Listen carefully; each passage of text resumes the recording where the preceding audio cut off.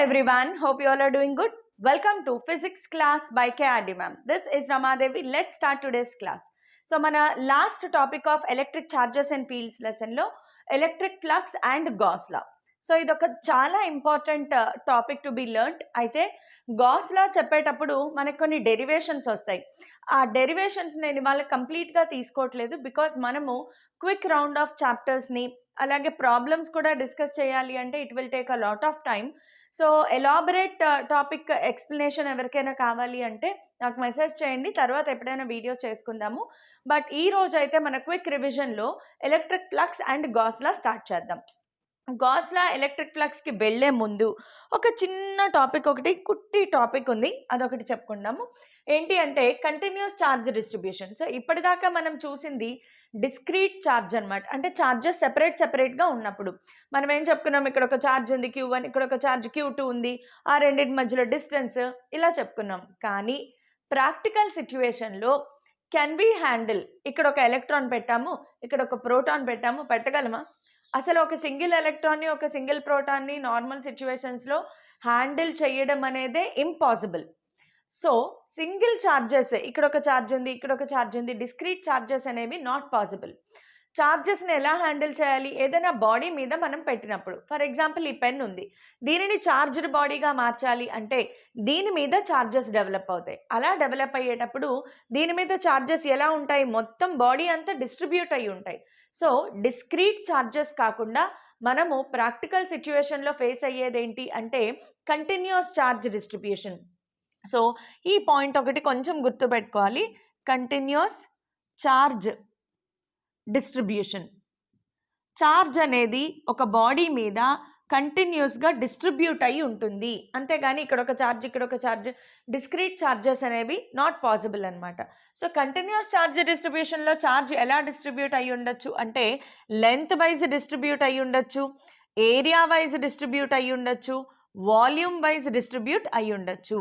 So length wise, area wise, volume wise charge అనేది distribute అవుతుంది. So length wise charge distribute అయినప్పుడు దానిని linear charge distribution అంటారు. So linear charge distribution ఇది గుర్తుపెట్టుకోండి, ఇక్కడే కాదు త్రూ అవుట్ ఎలక్ట్రిసిటీ, ఎక్కడ ఎలక్ట్రిసిటీ వచ్చినా కూడా ఈ వాల్యూస్ వాడతాం. లీనియర్ ఛార్జ్ డిస్ట్రిబ్యూషన్ని లాంబ్డాతో సింబలైజ్ చేస్తారు. Lambda is equal to charge per unit length, ఎంత లెంత్ మీద ఎంత ఛార్జ్ డిస్ట్రిబ్యూట్ అయ్యింది, సో దానిని లాంబ్డాతో సింబలైజ్ చేస్తాం. Area or surface charge distribution, దీనినే మనము సర్ఫేస్ ఛార్జ్ డిస్ట్రిబ్యూషన్ అంటాము. సర్ఫేస్ ఛార్జ్ డిస్ట్రిబ్యూషన్కి సింబల్ సిగ్మా. సర్ఫేస్ అంటే ఏంటమ్మా? ఏరియా, మొత్తం సర్ఫేస్ ఏరియా మీద ఛార్జ్ డిస్ట్రిబ్యూట్ అయి ఉంటుంది. So Q/A. ఇక్కడ ఏ ప్లేస్లో ఏం పెట్టాలి? ఏ ప్లేస్లో సర్ఫేస్ ఏరియా ఫార్ములా రాయాలి. ఒక స్పియర్ మీద ఛార్జ్ డిస్ట్రిబ్యూట్ అయ్యింది 4πr², ఒక సిలిండర్ పైన ఛార్జ్ డిస్ట్రిబ్యూట్ అయ్యింది πr²L. సో ఇలా సర్ఫేస్ ఛార్జ్ ఫార్ములాని ఇక్కడ రాస్తాం. అదే వాల్యూమ్ లేదా క్యూబిక్ అనొచ్చు, వాల్యూమ్ అనొచ్చు. క్యూబిక్ ఛార్జ్ డిస్ట్రిబ్యూషన్కి సింబల్ రో. రో is equal to charge per unit volume. Volume wise అంటే మనము ఒకవేళ స్పియర్ కన్సిడర్ చేసామనుకోండి 4/3πr³. So volume of the body, మనం ఏ షేప్ తీసుకుంటే ఆ షేప్ వాల్యూమ్ని మనం ఇక్కడ రాసుకుంటాము. సో ఇది కొంచెం బేసిక్ కాన్సెప్ట్ గుర్తుపెట్టుకోండి, బికాస్ ఇవి గాస్ లా థీరమ్స్ ఏవైతే ఉన్నాయో అంటే అప్లికేషన్స్, గాస్ లా యూజ్ చేసి మనం మళ్ళీ ఎలక్ట్రిక్ ఫీల్డ్ ఫైండ్ అవుట్ చేస్తాం. సో ఆ డెరివేషన్స్ ఏవైతే ఉన్నాయో ఆ అప్లికేషన్స్లో ఇవన్నీ యూజ్ చేస్తాం కాబట్టి కొంచెం గుర్తుపెట్టుకోండి. సో ఇవి అయిపోయిన తర్వాత ఇప్పుడు మనము ఎలక్ట్రిక్ ఫ్లక్స్లోకి ఎంటర్ అయిపోదాం. ఎలక్ట్రిక్ ఫ్లక్స్ అంటే ఏంటి? ఫ్లక్స్ అనే పదానికి మీనింగ్ కలెక్షన్ ఆఫ్ రేస్ అని చెప్పుకోవచ్చు. ఆ రేస్ ఏంటి అంటే ఫ్లక్స్ని మనం 5తో సింబలైజ్ చేస్తాం. ఇది ఎలక్ట్రిక్ ఫ్లక్స్ బాగా అర్థమైతే మ్యాగ్నెటిక్ ఫ్లక్స్ కూడా మీకు అర్థమైపోయినట్లే. ఎలక్ట్రిసిటీ, మ్యాగ్నెటిజం చాప్టర్స్ రెండు ప్యారలల్గా వెళ్తాయి. మీరు చాలా సిమిలారిటీస్ చూస్తారనమాట. మనం ఎలక్ట్రిసిటీలో ఏదైతే Q వాడతామో మ్యాగ్నెటిజంలో small letter M, magnetic pole strength వాడతాం. ఎలక్ట్రిసిటీలో క్యాపిటల్ P, డైపోల్ మూమెంట్, మ్యాగ్నెటిసిటీలో క్యాపిటల్ M, మ్యాగ్నెటిక్ మూమెంట్. చాలా సిమిలారిటీస్ ఉంటాయన్నమాట. ఇక్కడ ఎలక్ట్రిక్ ఫీల్డ్ E ఎలాగో అక్కడ మ్యాగ్నెటిక్ ఫీల్డ్ B అలాగా. సో ఎవరైతే ఇవన్నీ నేర్చుకుంటున్నారో స్టూడెంట్స్ అందరూ కూడా గుర్తుపెట్టుకోవాల్సింది ఎలక్ట్రిసిటీ చాప్టర్స్ని బాగా నేర్చుకుని అర్థం చేసుకుంటే సేమ్ బిహేవియర్ మనకి మ్యాగ్నెటిజంలో కూడా వచ్చేస్తుంది. అస్సలు ఏమాత్రం కష్టపడక్కర్లేదన్నమాట. ఇదే స్మార్ట్ స్టడీ అంటే. యాక్చువల్గా స్మార్ట్ స్టడీలో ఏంటి అంటే కంపారిజన్. ఓకే, ఇది ఇలా ఉంది, ఇది ఎలా ఉంది, ఈ రెండింటిని మనం కంపేర్ చేసుకోవచ్చా? అలా చేసుకుంటే ఏమైంది, స్టడీస్ చాలా సింపుల్ అయిపోతాయి అన్నమాట. ఎప్పుడైతే మనం ఒక నేర్చుకునే దాన్ని ఎంజాయ్ చేస్తామో అప్పుడు మనకు అది ఏమాత్రం కష్టం అనిపించదు, చాలా ఈజీగా నేర్చేసుకుంటాం. Okay, coming back to our lesson. Electric flux అంటే ఏంటి? Electric flux is simply number of field lines across a unit area, across a area or an area, whatever. So సింపుల్గా ఇదే గుర్తుపెట్టుకోండి అంతే. పెద్ద పెద్ద డెఫినేషన్లు హంగామా ఏం అక్కర్లేదు. అసలు సింపుల్గా ఆ కాన్సెప్ట్ అంటే ఏంటి, ఫ్లక్స్ అంటే ఏంటి? ఫ్లక్స్ అనేది సింపుల్గా collection of lines.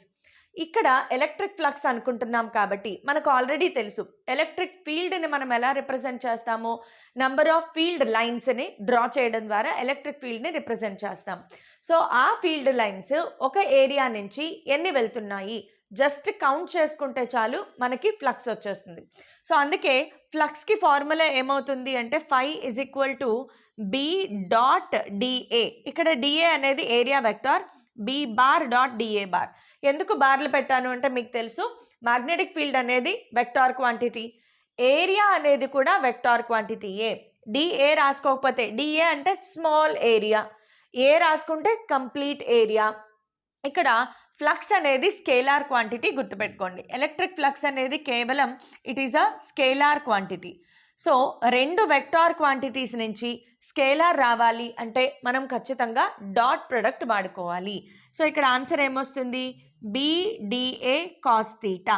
So flux అనేది కాస్ తీటా మీద డిపెండ్ అవుతుంది. అంటే కాస్ తీటా అంటే ఏంటి, మ్యాగ్నెటిక్ ఫీల్డ్కి ఏరియా వెక్టార్కి మధ్యలో ఉండే యాంగిల్.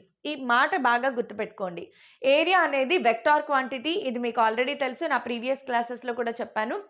ఏరియా అనేది వెక్టార్ క్వాంటిటీ. నా హ్యాండ్ ఏరియా కన్సిడర్ చేస్తే దీనికి వెక్టార్ ఉంది అంటే డైరెక్షన్ ఉంది, ఎటువైపు, రేడియల్లీ అవుట్వర్డ్. ఈ పెన్ డైరెక్షన్లో మనకి ఏరియా వెక్టార్ ఉంటుంది. ఈ ఏరియాకి డైరెక్షన్ ఏంటి, ఇటువైపు కింద వైపు ఉంటుంది. సో ఏరియా వెక్టార్ అంటే ఒక ఏరియాకి పర్పెండిక్యులర్గా రేడియల్లీ అవుట్వర్డ్ ఉంటుంది. ఇలా కన్సిడర్ చేస్తే ఈ డైరెక్షన్లో ఏరియా వెక్టార్ ఉంటుంది, జీ. సో ఎవరైనా వెక్టార్స్ వినేవాళ్ళు ఉంటే కనుక వెక్టార్స్ నా ప్రీవియస్ లెక్చర్స్ ఉన్నాయి నా ఛానల్లో చూడండి, దాంట్లో ఏరియా వెక్టార్ గురించి చాలా క్లియర్గా చెప్పాను. సో మనము ఇది ఒకసారి డయాగ్రమెటికల్గా చూద్దాము. ఒక ఏదైనా ఏరియాని ఇలా కన్సిడర్ చేసాము అనుకోండి, దీనిలో నుంచి ఎన్ని నెంబర్ ఆఫ్ ఫీల్డ్ లైన్స్ వెళ్తున్నాయి. సో ఇక్కడ బి రాసానా, సారీ కన్ఫ్యూజ్ అయిపోకండి.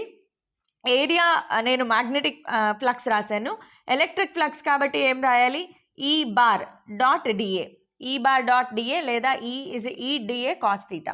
సో ఇక్కడ కూడా ఇది మ్యాగ్నెటిక్ ఫ్లక్స్ కాదు, electric flux. So electric field lines ఒక ఏరియా నుంచి ఇలా వెళ్తున్నాయి అనుకుందాం. ఇక్కడ ఈ ఏరియాని నా హ్యాండ్ పొజిషన్లో ఉంది అనుకుంటే electric field lines, electric area vector రెండు కూడా ఒకే డైరెక్షన్లో ఉన్నాయి. సో ఈ కేసులో తీటా ఏమవుతుంది, ఇది area vector. So area vector, electric field ఒకే డైరెక్షన్లో ఉన్నాయి కాబట్టి ఈ కేసులో తీటా ఏమవుతుంది అంటే 0 degrees. సో తీటా 0 అయినప్పుడు ఫ్లక్స్ మ్యాక్సిమం ఉంటుంది, because cos 0 value 1. So flux maximum ఉంటుంది ఎంత అంటే EDA. ఏరియా వెక్టార్ని రకరకాలుగా సింబలైజ్ చేస్తారు. ఏరియా వెక్టార్ సింబల్స్ రాస్తున్నాను ఇక్కడ నేను, A bar, S bar, DA bar, DS bar. ఇవన్నీ కూడా ఏరియా వెక్టార్ని సింబలైజ్ చేస్తాయి, కన్ఫ్యూజ్ అవ్వద్దు. ఇవన్నీ కూడా ఏరియా వెక్టార్ సింబల్స్, రకరకాల సింబల్స్ వాడచ్చు. కంప్లీట్ ఏరియా తీసుకుంటే S బార్, అందులో ఒక చిన్న ఏరియాని మాత్రమే కన్సిడర్ చేస్తే DS బార్. సో అలా మనం ఏదైనా రాసుకోవచ్చు. సో ఫ్లక్స్ ఎప్పుడు మ్యాక్సిమం అవుతుందమ్మా, ఏరియా వెక్టార్, ఎలక్ట్రిక్ ఫీల్డ్ రెండు ఒకే డైరెక్షన్లో ఉన్నాయి. ఇక్కడ మీరు మరొకటి అబ్జర్వ్ చేయాల్సింది ఏంటి అంటే, ప్లేన్ ఇలా ఉంది కదా, ఏరియా ప్లేన్, ఎలక్ట్రిక్ ఫీల్డ్ ఎలా ఉంది, ఈ ప్లేన్కి పర్పెండిక్యులర్గా ఉంది. ఇక్కడ రెండు సెంటెన్సెస్ చెప్తాను, జాగ్రత్తగా వినండి. When electric field vector is perpendicular to plane of the area, first sentence. Second sentence చూడండి, when electric field vector is along the area vector perpendicular to plane of area, ఈ రెండిటికి మీనింగ్ సేమ్. సో అది మీరు observe చేయాలి. Next for example నా దగ్గర ఒక plane ఇలా ఉంది, ఇలా ఒక ప్లేన్ని కన్సిడర్ చేసాం. దీని ఏరియా వెక్టార్ ఎటు ఉంటుంది? ప్లేన్ ఇలా ఉంది కదా, ఏరియా వెక్టార్ పైకి ఉంటుంది. సో ఇది మనకి డిఎస్ బార్ అనుకుందాం. ఒకవేళ ఎలక్ట్రిక్ ఫీల్డ్ ఇలా ఉంది ఈ బార్, ఇప్పుడు యాంగిల్ ఎంత? యాంగిల్ ఎప్పుడు దేనికి దేనికి మధ్యలో మెజర్ చేయాలి? ఏరియా వెక్టార్కి ఎలక్ట్రిక్ ఫీల్డ్ వెక్టార్కి మధ్యలో మెజర్ చేయాలి. Area vector electric field vector theta ఎంత అయింది? 90 degrees. cos 90 0. సో ఇక్కడ ఫ్లక్స్ 0, దీని నుంచి ఎటువంటి ఫ్లక్స్ ఫ్లో అవ్వదు. సో ఫ్లక్స్ గురించి బాగా గుర్తుపెట్టుకోండి. ఇవన్నీ నాకు అర్థం కావట్లేదు అనుకున్న ఏం ప్రాబ్లం లేదు, సింపుల్గా phi ఈజ్ ఈక్వల్ టు ఈ బార్ డాట్ డిఏ బార్ గుర్తుపెట్టుకోండి, ప్రాబ్లమ్స్ చేసేయచ్చు ఈజీగా. ఇప్పుడు గాస్ లాకి వద్దాం. గాస్ లా ఏం చెప్తుంది అంటే, గాస్ లా కూడా ఈ ఫ్లక్స్ గురించే మాట్లాడుతుంది. అయితే గాస్ లాకి స్టేట్మెంట్ ఏంటి ఒకసారి చూద్దాం. గాస్ లా స్టేట్మెంట్ ఏం చెప్తుంది అంటే, the electric flux is equal to 1/ε0 times the charge enclosed. So Gauss law కూడా ఫ్లక్స్ గురించే మాట్లాడుతుంది. Flux is equal to charge, ఎన్ని అంటే చార్జ్ ఎలా రాస్తాము ఇక్కడ అంటే 1/ε0 times the charge enclosed. So Gauss law చదివేటప్పుడు కొన్ని పదాలని మనం మైండ్లో స్ట్రెస్ చేయాలన్నమాట. అంటే ఆ పదానికి ఒక పేరు చెప్తే, గాస్ లా పేరు చెప్తే వెంటనే ఏం గుర్తు రావాలి? గాస్ లా పేరు చెప్పగానే వెంటనే గుర్తు రావాల్సింది ఏంటి అంటే, charge must be enclosed. So ఇక్కడ charge must be enclosed. So నేను సింపుల్గా ఏం రాస్తానంటే phi is equal to Q enclosed by ε0. ఇలా మాత్రమే గుర్తుపెట్టుకోండి, అంతేగాని Q/ε0 అని గుర్తుపెట్టుకోవద్దు. Electric flux is equal to charge enclosed by ε0. ε0 value మీకు ఆల్రెడీ తెలిసి ఉండాలి, 8.85 × 10⁻⁻12. సో ఇలాగే గుర్తుపెట్టుకోండి, చార్జ్ మస్ట్ బి ఎన్క్లోజ్డ్ అంటే చార్జ్ ఎన్క్లోజ్ అవ్వకపోతే దానిని మనం కన్సిడర్ చెయ్యకూడదు. నేను ఇక్కడ ఒక ఎగ్జాంపుల్ చెప్తాను చూడండి. మన దగ్గర ఒక సర్ఫేస్ ఉంది, క్లోజ్డ్ సర్ఫేస్ మాత్రమే తీసుకోవాలి. గాస్ లా ఒబే అవ్వాలి అంటే ఖచ్చితంగా క్లోజ్డ్ సర్ఫేస్ తీసుకోవాలి. సో ఈ క్లోజ్డ్ సర్ఫేస్లో నా దగ్గర కొన్ని ఛార్జెస్ ఉన్నాయి అనుకుందాం. Let us say Q1 -Q2 -Q3 Q4 Q5 -Q6 Q7 ఉన్నాయి. ఇలాగ రకరకాల ఛార్జెస్ ఉన్నాయి నా దగ్గర. ఇప్పుడు ఈ ఛార్జెస్ అన్నిటి వల్ల calculate the electric flux. Electric flux calculate చేయాలి అంటే ఇక్కడ కండిషన్ ఏంటి? Charge must be enclosed. మీరు అబ్జర్వ్ చేస్తే Q5 Q6 Q7 ఎన్క్లోజ్ అవ్వలేదు అంటే వీటిని కన్సిడర్ చెయ్యకూడదు. సో ఫ్లక్స్ వీటి వల్ల మాత్రమే, కాబట్టి నేను ఇప్పుడు ఏం రాయాలి? Q1 plus of -Q2 plus of -Q3 plus Q4 అంతే బై ε0.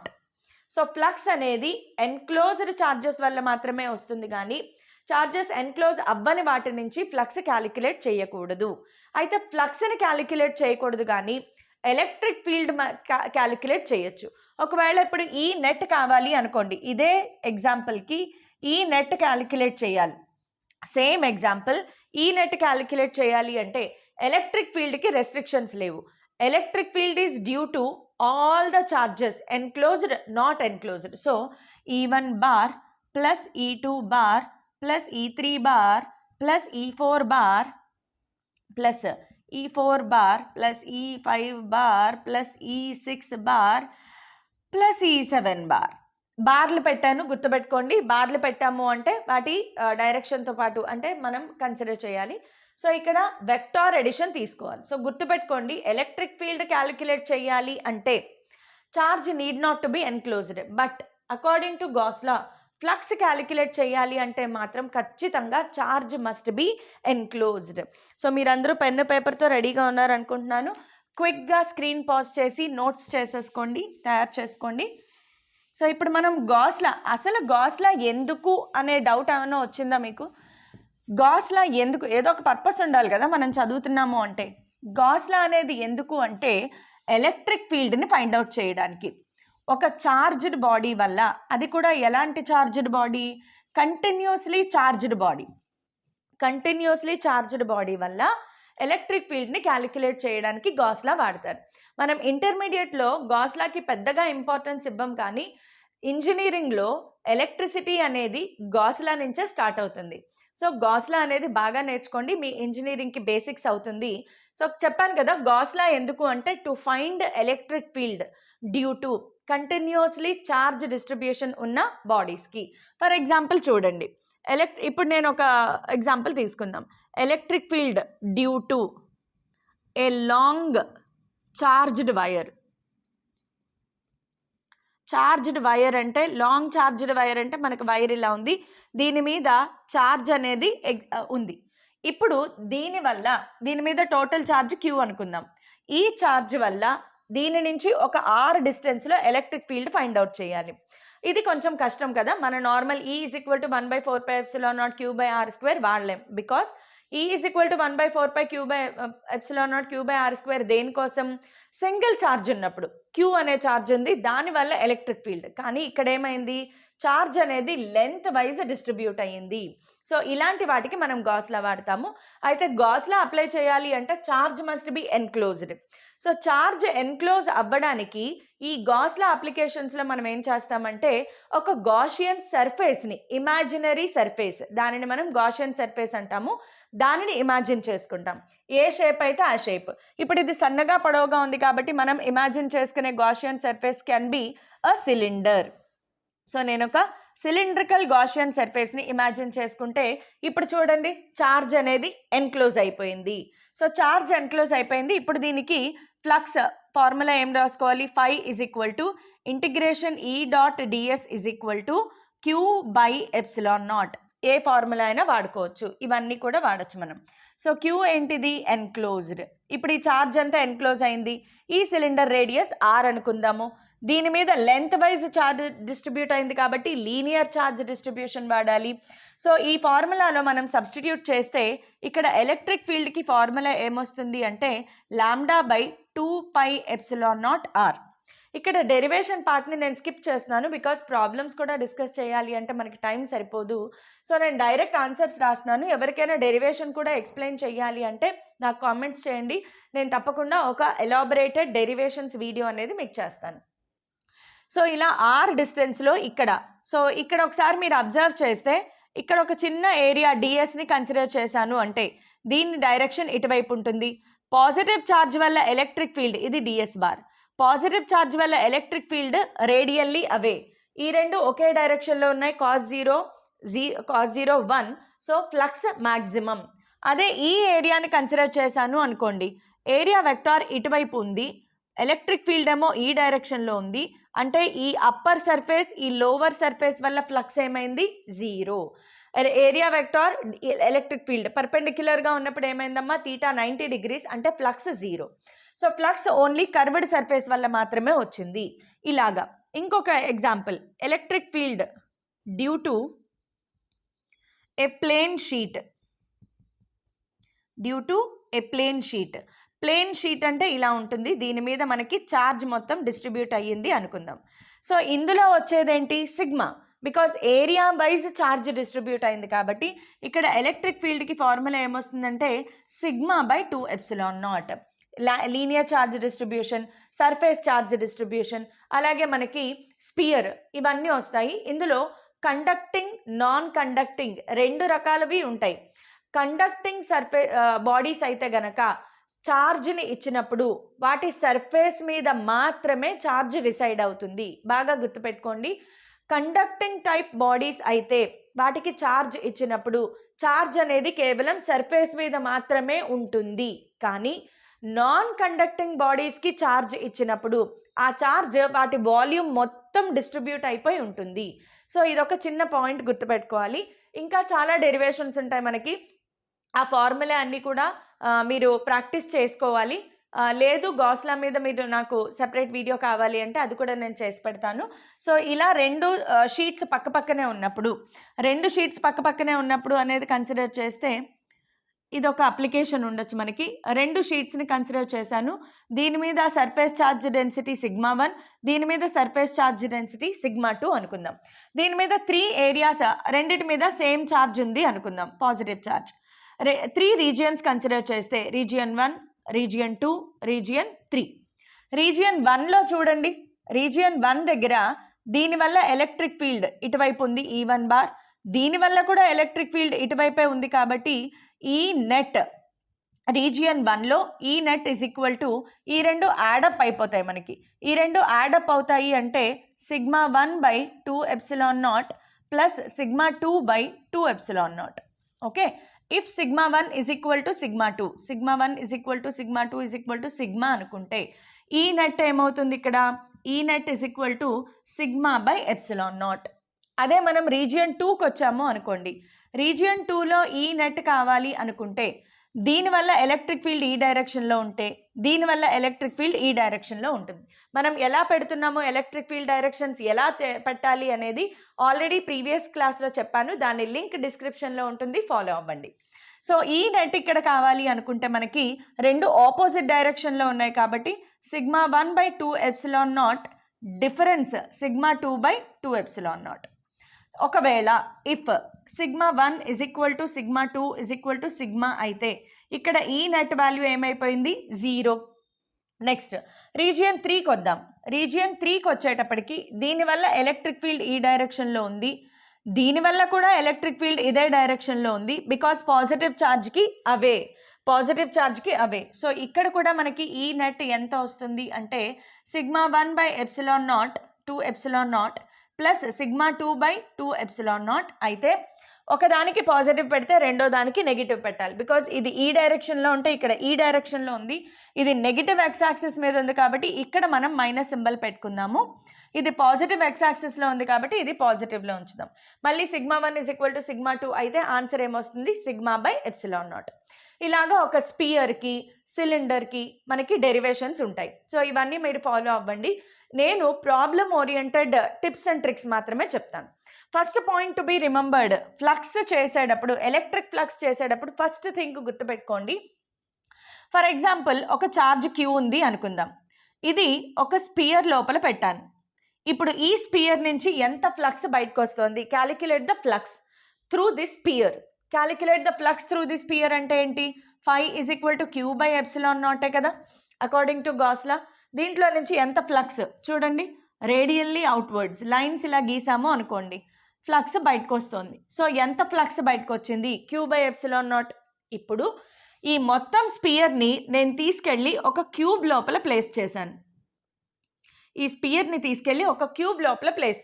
ఇప్పుడు calculate the flux through the cube. క్యూబ్లో నుంచి ఫ్లక్స్ ఎంత బయటకు వస్తుంది, స్పియర్లో నుంచి ఎన్ని నెంబర్ ఆఫ్ ఫీల్డ్ లైన్స్ బయటకు వస్తున్నాయో క్యూబ్లో నుంచి కూడా అన్నే నెంబర్ ఆఫ్ ఫీల్డ్ లైన్స్ బయటకు వస్తున్నాయి. అంటే ఈ క్యూబ్లో నుంచి కూడా ఫ్లక్స్ ఫార్ములా ఏమైంది, Q/ε0. ఇప్పుడు ఈ సెటప్ అంతటిని తీసుకెళ్ళి ఇంకొక ఏదో ఒక షేప్లో పెట్టాను, ఏదో ఒక ఆర్బిటరీ షేప్ బాడీలో పెట్టాను. ఇప్పుడు దీంట్లో నుంచి ఫ్లక్స్ ఎంత బయటకు వస్తుంది, అంతే బయటకు వస్తుందా లేదా, స్పియర్ నుంచి ఎన్ని నెంబర్ ఆఫ్ ఫీల్డ్ లైన్స్ బయటకు వస్తున్నాయో, క్యూబ్ నుంచి ఎన్ని నెంబర్ ఆఫ్ ఫీల్డ్ లైన్స్ బయటకు వస్తున్నాయో, ఈ షేప్ నుంచి కూడా అన్ని నెంబర్ ఆఫ్ ఫీల్డ్ లైన్స్ బయటకు వస్తున్నాయి. అంటే ఇక్కడ కూడా φ ఈజ్ ఈక్వల్ టు Q/ε0. ఇక్కడ మనం అబ్జర్వ్ చేయాల్సింది ఏంటి అంటే the flux coming out of a body because of one charge, it will not depend on the shape of the enclosure. మనము గాషియన్ సర్ఫేస్ ఏం కన్సిడర్ చేస్తున్నాము దాంతో పని లేదు, ఈ చార్జ్ ఎన్క్లోజ్ అయ్యిందా లేదా అది మాత్రమే మనకి important. So most important point గాస్లా గురించి అర్థం చేసుకోవాల్సింది, చార్జ్ ఏ షేప్లో ఎన్క్లోజ్ అయ్యింది అవసరం లేదు, చార్జ్ ఎన్క్లోజ్ అయ్యిందా లేదా, ఎంత చార్జ్ ఎన్క్లోజ్ అయ్యింది అనే దాని మీద ఫ్లక్స్ డిపెండ్ అవుతుంది తప్ప ఏ షేప్లో ఎన్క్లోజ్ అయ్యింది అనే దాని మీద ఫ్లక్స్ డిపెండ్ అవ్వదు. Point number 1 to be noted. Your honour, point number 2కి వచ్చేద్దాము. సో పాయింట్ నెంబర్ 2 ఏంటి అంటే ఇక్కడ మనకు ఒక స్పియర్ ఉంది, చార్జ్ ఇక్కడ ప్లేస్ చేసాం, ఫ్లక్స్ ఏమవుతుంది, ఫ్లక్స్ 0. ఇది మీకు తెలుసు already, because flux through this స్పియర్ని మనం అబ్జర్వ్ చేస్తే లైన్స్ ఇలా గీసామనుకోండి, ఫస్ట్ థింగ్ ఈ ఛార్జ్ ఎన్క్లోజ్ అవ్వలేదు, అది మీరు చెప్పేయగలరు. లేదు ఇంకొకలా అనాలిసిస్ చేయాలి అంటే ఇక్కడ మీరు ఒకసారి అబ్జర్వ్ చేస్తే ఎన్ని number of field lines enter అవుతున్నాయో అన్ని number of field lines leave అవుతున్నాయి. ఈ స్పియర్లో ఎన్ని number of field lines enter అవుతున్నాయో అన్ని number of field lines leave అవుతున్నాయి. కాబట్టి దీంట్లో ఇటువైపు తీసుకుంటే ఫ్లక్స్ పాజిటివ్ అవుతుంది, ఇటువైపు తీసుకుంటే ఫ్లక్స్ నెగిటివ్ అవుతుంది. సో టోటల్ ఫ్లక్స్ ఏమవుతుంది? 0. Total flux will be equal to 0. ఇది ఇంకొక important point to be noted. Next ఇప్పుడు చూడండి, చాలా ఇంపార్టెంట్ కాన్సెప్ట్ ఒకటి చెప్తాను. Problem oriented tips and tricks అనమాట, షార్ట్ కట్ మెథడ్స్ చెప్తాను. సో గాస్లా ఉపయోగించి మనం చేయగలిగే ప్రాబ్లమ్స్లో షార్ట్ కట్స్ ఏంటి అంటే, ఇక్కడ మనకి ఒక సిలిండర్ ఉంది. ఈ సిలిండర్కి కరెక్ట్గా ఈ సర్ఫేస్ మీద Q అనే ఛార్జ్ని ప్లేస్ చేశారు. Calculate the flux because of the charge through this part of the cylinder. ఈ పార్ట్ ఆఫ్ ది సిలిండర్లో నుంచి ఈ ఛార్జ్ వల్ల ఫ్లక్స్ కావాలి. సో దానికి మనం ఏం చేయాలి అంటే ఫస్ట్ గాషియన్ సర్ఫేస్ని కన్స్ట్రక్ట్ చేసుకోండి. ఓకే, ఇప్పుడు ఛార్జ్ ఎన్క్లోజ్ అయ్యిందా లేదా? గాషియన్ సర్ఫేస్ ఎలాంటిది తీసుకుంటాము అంటే మనకి ఇచ్చిన దానిని కంప్లీట్ చేసే విధంగా తీసుకుంటాం. సిలిండర్ ఇచ్చారు కాబట్టి నేను కూడా సిలిండర్నే సెలెక్ట్ చేసుకుంటాను అనమాట. సో ఇప్పుడు ఛార్జ్ ఎన్క్లోజ్ అయిందా లేదా? ఎస్, ఎన్క్లోజ్ అయింది. సో ఇప్పుడు flux through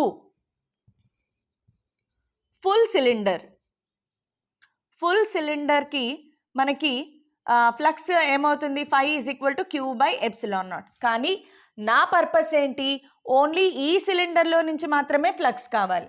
so now flux through half cylinder ఏమవుతుంది? మీకు ఆల్రెడీ తెలిసిపోయి ఉంటుంది answer. Flux through half cylinder ఏమవుతుందమ్మా? Q/2ε0, half of Q/ε0. అర్థమైందా లేదా? ఇంకొక ఎగ్జాంపుల్ చెప్తాను చూడండి. ఫర్ ఎగ్జాంపుల్ మన దగ్గర ఒక హాఫ్ స్పియర్ ఉంది, హెమీస్పియర్. ఇక్కడ ఛార్జ్ ఉంది. Calculate flux through this charge. ఈ ఛార్జ్ వల్ల ఈ పార్ట్ ఆఫ్ ది స్పియర్లో ఫ్లక్స్ క్యాలిక్యులేట్ చేయాలి. సో మళ్ళీ మనం ఏం చేస్తాము? గాషియన్ సర్ఫేస్ ద్వారా ఈ స్పియర్ని కంప్లీట్ చేస్తాం. ఇప్పుడు ఫ్లక్స్ త్రూ ఎంటైర్ స్పియర్ ఏమైంది? Flux through entire sphere, full స్పియర్కి ఫార్ములా ఏమైంది? phi is equal to Q/ε0. కానీ నాకు only half of the sphere నుంచి మాత్రమే కావాలి కాబట్టి ఇక్కడ ఫ్లక్స్కి ఫార్ములా ఏమవుతుంది? Half of Q/ε0. ఈ పాటికి మీకు అర్థమైపోయి ఉంటుంది. ఇంకొక ఎగ్జాంపుల్ ఇస్తాను చూడండి. ఎగ్జాంపుల్ ఏంటి అంటే ఒక క్యూబ్ ఉంది. This is a cube. ఇక్కడ ఛార్జ్ని ప్లేస్ చేసాం. Now calculate the flux through this cube. So ఇప్పుడు మనం ఏం చేయాలి? ఇది ఎన్క్లోజ్ అవ్వలేదు. సో దీనిని కంప్లీట్ చేయడం కోసం ఒక గాషియన్ సర్ఫేస్ని ఇమాజిన్ చేసుకుంటాము.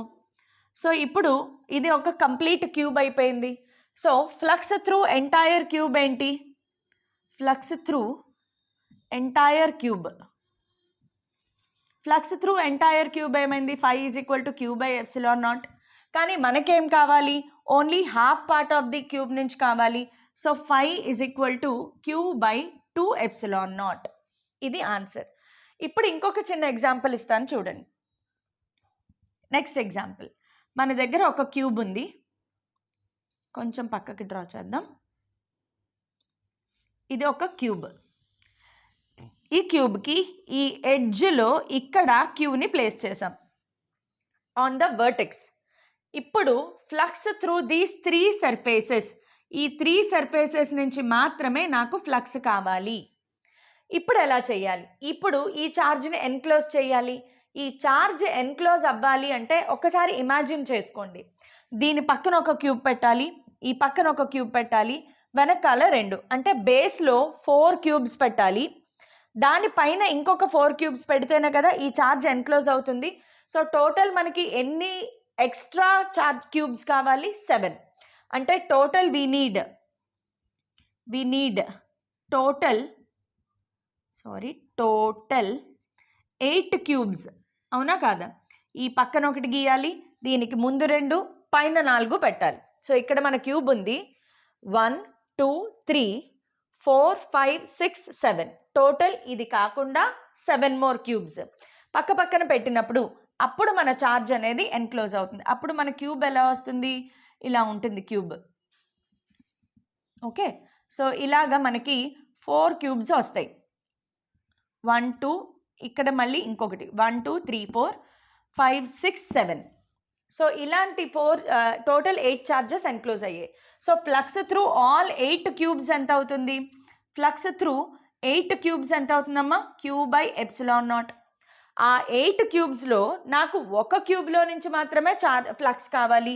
సో అప్పుడు ఏమవుతుంది, 5' = Q/8ε0. 8 క్యూబ్స్లో ఒక క్యూబ్లో నుంచి మాత్రమే నాకు ఫ్లక్స్ కావాలి. అయితే ఆ ఒక్క క్యూబ్లో కూడా 3 ఫేసెస్ నుంచి మాత్రమే నాకు ఫ్లక్స్ కావాలి. సో అప్పుడు ఫ్లక్స్, ఫైనల్ ఫ్లక్స్ = దాంట్లో 1/3. So 1/3 × Q/8ε0. సో ఆన్సర్ ఏమైంది మనకి, Q/24ε0. సో ఐ హోప్ ఈ ఎగ్జాంపుల్ మీకు అర్థమైంది అనుకుంటాను. ఇంకొక చిన్న ఎగ్జాంపుల్ చెప్తాను చూడండి. ఒక ప్లేన్ ఉంది, స్క్వేర్ ప్లేన్, సైడ్ ఏ. దీని కరెక్ట్గా సెంటర్ నుంచి A/2 హైట్లో ఒక క్యూని ప్లేస్ చేశాను. ఇప్పుడు దీనివల్ల ఈ షీట్లో నుంచి ఫ్లక్స్ క్యాలిక్యులేట్ చేయాలి. ఈ ఛార్జ్ వల్ల ఈ షీట్లో నుంచి ఫ్లక్స్ క్యాలిక్యులేట్ చేయాలి. సో ఎలా క్యాలిక్యులేట్ చేస్తాము, గాషియన్ సర్ఫేస్ ఇమాజిన్ చేసుకోవాలి. ఇది బేస్ ఆఫ్ అ క్యూబ్ లాగా కనిపిస్తుంది కాబట్టి నేను ఒక క్యూబ్ని డెవలప్ చేసుకుంటాను ఇక్కడి నుంచి. సో ఇది ఒక క్యూబ్ అనుకుంటే, సో క్యూబ్ లోపల ఛార్జ్ ఎన్క్లోజ్ అయ్యింది. ఫ్లక్స్ త్రూ ఎంటైర్ క్యూబ్కి ఫార్ములా ఏంటి, flux through entire cube, flux through entire cube Q/ε0. కానీ నాకు కావాల్సింది ఆ క్యూబ్లో ఉన్న అన్ని ఫేసెస్లో, ఒక క్యూబ్కి ఎన్ని ఫేసెస్ ఉంటాయి, 6 ఫేసెస్ ఉంటాయి. ఆ 6 ఫేసెస్లో ఒక ఫేస్లో నుంచి మాత్రమే నాకు ఫ్లక్స్ కావాలి. సో ఇప్పుడు ఫైనల్ వాల్యూ ఏమవుతుంది అంటే 1/6 ఆఫ్ Q/ε0, అంటే Q/6ε0. సో మీకు ఎగ్జాంపుల్స్ అన్నీ అర్థమయ్యాయి అనుకుంటున్నాను. సో ఇది బేసికల్గా గాస్ లా. ఇవి కాకుండా గాస్ లా మీద మీరు డెరివేషన్స్ కూడా చూసుకోండి, డెరివేషన్ బేస్డ్ క్వశ్చన్స్ కూడా వస్తాయి. Thank you all for participating.